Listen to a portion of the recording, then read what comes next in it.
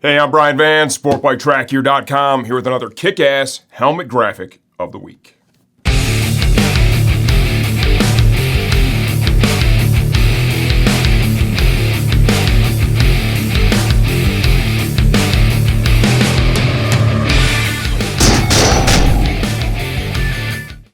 I'm not even going to bother to put this one in the helmet bag, right? We're just going to start off with unboxing. You know, now I'm no better than one of those people that does these stupid unboxing videos on YouTube. You guys have already seen, this is another HJC right there, just dominating the graphics.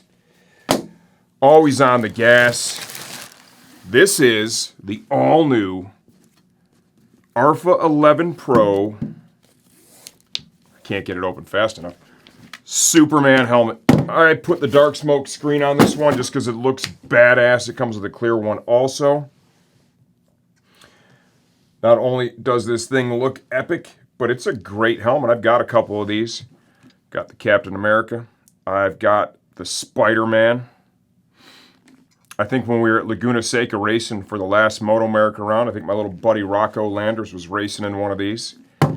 Great looking helmet. Another cool graphic from our friends at HJC.